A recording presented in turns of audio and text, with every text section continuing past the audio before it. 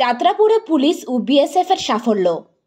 গোপন খবরের ভিত্তিতে পুলিশ এবং বিএসএফ জওয়ান যৌথ অভিযানে নেমে 1.5 কোটি টাকা শুকনো গাঁজা ও একজনকে আটক করেছে।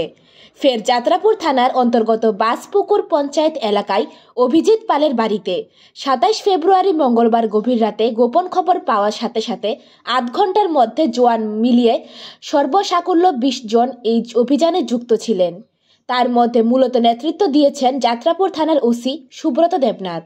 28 ফেব্রুয়ারি সকাল 10টায় যাত্রাপুর থানার বড়বাবু জানান, মধ্যরাত্রে আনুমানিক রাত্র 12:30 নাগাদে একটা গোপন খবর আসে। তো গোপন খবর ভিত্তিতে বিএসএফ আমাদের সাথে যোগাযোগ করে।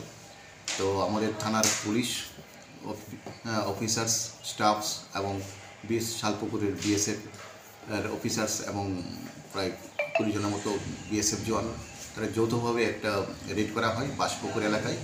তো বাসপুকুর এলাকাতে সূত্রের ভিত্তিতে অভিজিৎ পালের বাড়িতে আমরা রেড করি। রেড করে তার ঘর থেকে এবং বাড়ির বিভিন্ন জায়গা থেকে গাঁজা লুকায়িত অবস্থায় ছিল, এগুলি আমরা উদ্ধার করে দেখলাম প্রায় 358 কেজি গাঁজা।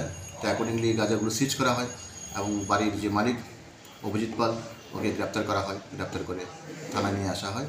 অ্যাকর্ডিংলি এনডিপিএসের একটা কেস রেজিস্ট্রেশন করা হচ্ছে। আজকে তাকে কোর্টে ফরওয়ার্ড করা হবে। তা আমরা এই মাসে অনেকগুলো রেড করেছি, অনেক সাকসেস এসছে। আমরা আমাদের এই নেশা বিরোধী অভিযান কন্টিনিউ করতে থাকবো। কত টাকার গাঁজা হইব? 358 কেজি গাঁজার আনুমানিক মূল্য প্রায় 1.5 কোটি টাকার উপরে হবে। এই জাতীয় অভিযানকে আমরা আরও খবর পাইলে করবেন? অবশ্যই, এটা আমাদের করার ডিউটি এবং অবশ্যই আমরা করছি। আমরা অনেক সিজ করেছি এবং কন্টিনিউ করতে থাকবো। দিতে গিয়ে তিনি আরও জানান, বিগত কিছুদিনের মধ্যে যাত্রাপুর থানা বিএসএফ সহযোগিতায় যথেষ্ট পরিমাণে শুকনো গাঁজা উদ্ধার করা হয়েছে। খবর পেলে আরক্ষা দপ্তরের ঊর্ধ্বতন কর্তৃপক্ষের নির্দেশকে মান্যতা দিয়ে অভিযান অব্যাহত থাকবে, এমনটাই যাত্রাপুর থানার ওসি স্পষ্ট জানিয়ে দিয়েছেন।